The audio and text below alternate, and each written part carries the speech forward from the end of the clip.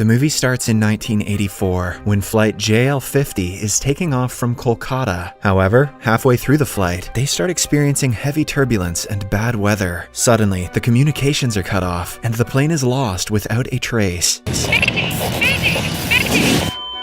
From that day on, not a single clue is found regarding the disappearance. The movie then cuts to 35 years later, in the year 2019. We are shown a remote village in West Bengal named Lava, where a bunch of kids are playing football. Suddenly, a large plane flies over them, which is very rare in a hilly area like theirs. The group immediately rushes in the direction of the plane and finds out that it has crashed into the nearby hills. The scene then shifts to Kolkata City, where the protagonist, Shantanu, is watching a news report on TV. The report mentions that a commercial airplane, flight AO-26, which had several high-profile people on board, has gone missing. It is suspected that the plane has been hijacked. A while later, Shantanu heads to his workplace, the Central Bureau of Investigation. It turns out that he is a high-ranking officer there. He then goes to the crash site with his colleague, Gauranga, and starts his investigation. At first, he approaches a rescue soldier and inquires about their progress. The soldier reveals that all but 2 people died in the crash, and the survivors are receiving medical attention. One of the survivors is the pilot, and the other one is a passenger. The strange thing is that a passenger's corpse is found in the cockpit, indicating that the plane was hijacked before it crashed. After the conversation, the 3 prepare to board a helicopter to visit the crash site, but just then, the soldier remembers something very important. He tells the CBI officers that the crashed plane is not the one they're looking for. In simple words, it is not flight AO-26. It is in fact flight JL-50 that disappeared 35 years ago. The movie then flashes to the past, to the year 1984, and we are introduced to an aspiring pilot from Kolkata, Bihu. She has everything one could ask for: a high-paying job, a loving family, and a bright future. However, for some reason, she is upset from the past few months. Her mother tells her to brighten up and forget the past, but Bihu simply ignores her and leaves. Back in the present, Bihu is fighting for her life in the hospital. She is none other than the pilot of the crashed flight, JL-50, which went missing in 1984. Meanwhile, Shantanu and Gauranga travel to another remote village and visit a school. There, they summon the physics professor, Dr. Subroto Das, and start interrogating him. Shantanu reveals that the crashed plane, JL-50, had departed for its destination in 1984 and disappeared without a trace. He also tells the old man that one of the seats in the flight was vacant and the ticket belonged to none other than Das himself. For a brief moment, Das is visibly stunned, as this is some Final Destination shit, but he claims that he doesn't remember about the past as he has become old now. Dr. Das then heads home and starts searching for something. A few moments later, he collects a bunch of documents, some pictures, and burns them all together. This implies that he knows something about the plane crash. Later, a news report reveals that a terrorist organization named the ABA has claimed responsibility for flight AO-26's hijacking and is demanding the release of their leader, Partho Majumdar, in exchange for the passengers' safety. Partho is scheduled to be executed in a few days. It is also reported that the officials will surrender to their demands. A few days later, pilot Bihu regains consciousness, and Shantanu heads over to interrogate her. First and foremost, he asks her how the plane crashed, and Bihu starts narrating everything. She reveals that, like any other day, the flight took off at 3 p.m. For the first 10 minutes, everything was fine, but suddenly, a passenger barged into the cockpit and stabbed the co-pilot to death. The in-flight meals must have been terrible. He then gave Bihu some coordinates and threatened her to alter the plane's route. But before she could comply, the weather deteriorated all of a sudden. This caused the plane to go through an intense session of turbulence, and soon it crashed. After the story, Shantanu asks Bihu the location and date of the flight's takeoff, and the latter replies Kolkata, 1984. As expected, Shantanu doesn't believe her words and calls her a liar. He then mentions that they're in 2019, and hearing this, Bihu is taken aback. To find out more about her, the CBI officers reach Bihu's old house and interrogate some of the neighbors nearby. Since the incident happened 35 years ago, not many people know her, but fortunately they come across a couple who were close to Bihu's family. The husband reveals that Bihu was a skilled pilot, but her career started going downhill when she got into a relationship with a man. He made her pregnant before marriage and passed away mysteriously. However, Bihu's breaking point came when her child was born dead. Soon, the husband takes out a photo album and shows a picture of Bihu right before she was killed in 1984. 1984. Lo and behold, she looks exactly like the Bihu in the hospital. Despite the evidence, Santanu, who doesn't believe in time travel, still thinks that everything is fabricated. Later, he heads back to the CBI base and listens to the black box recording of JL-50. As Bihu had mentioned previously, some hijackers entered the cockpit and killed the co-pilot. Then, after a while, everything went silent. Santanu asks his technician the last date the black box recorded anything, and the latter mentions August 23rd, 1984. This comes as a surprise to everyone, as a black box is virtually indestructible. Hence, they adamantly have to believe that the plane has somehow traveled through time to the year 2019. Meanwhile, the second survivor from the JL-50 flight crash, Mitra, has regained consciousness. When a nurse informs him that the crash has another survivor, Mitra immediately heads to Bihu's room to finish her off. Luckily, a nurse notices him and calls for help. However, instead of surrendering, the lunatic Mitra holds the nurse at knife point and emerges in the hospital's hallway. Santanu also arrives at the same time and tries to calm Mitra down, but the latter doesn't listen. Instead, he slowly approaches the main door, and when everyone is expecting it the least, he escapes. Santanu runs after the lunatic, but by the time he reaches downstairs, Mitra has already escaped in a car. Suspicious, Santanu then conducts research on him. He finds out that Mitra was a genius who was a professor at the Kolkata Science Research Center. He was also a left-wing activist who was involved with some terrorist organizations 35 years ago. After finding Mitra's address, Santanu reaches his home. There, he finds a huge collection of books, files, and other research papers that Mitra had written in his lifetime. Santanu opens one of the files and comes across a research paper named Project A. When he flips over some pages, he also finds the blueprint of the JL-50 flight. Realizing that it is related to the plane crash, he decides to take the file with him. Later, in order to find out more about Mitra and his Project A, Santanu goes to the Kolkata Science Research Center and talks to a professor named Ashwini. As soon as Ashwini hears about the project, he starts giving a history lesson. He mentions that in 253 BC, the Emperor of India gathered scholars, scientists, and philosophers from all around the country to produce 9 different books, which taught about several supernatural arts like invisibility, the ability to fly, and time travel. These books were then buried into the ground, fearing that the enemies might use it for their personal use. Several millennia later, some pages of the time travel book were found, and a team of researchers was put together to prove the theory. This top-secret research program was labeled Project A, but no conclusion ever came from it. After hearing this story, Santanu inquires about Mitra, but Ashwini mentions that he doesn't know much about him. Instead, he suggests Santanu meet Dr. Das, claiming that the two were very close back then. At night, an enraged Santanu barges into Das's house and confronts him for lying earlier. He then brings out the Project A papers and tells Das to reveal everything. Left with no choice, the old man starts speaking. He says that Mitra's father was a part of Project A, but when they couldn't find any conclusion, the government pulled the plug on it. Years later, Mitra continued his father's research, and after working day and night, he finally found the code. Once again, Santanu doesn't believe in the story and calls it BS, but Das tells him that everything is true. He continues by saying that Mitra, using his genius mind, researched the incomplete Project A papers and found the formula, with the help of which he discovered some wormholes in the Earth's atmosphere. Through these wormholes, time travel is possible. Das further mentions that he was Mitra's disciple at the time, so he knew the entire plan. Mitra wanted to hijack a plane, fly it through the wormhole, and reach another timeline. For this, he formed an alliance with Partho Majumdar, who is the terrorist leader that caused plane AO-26 to be hijacked in the present time.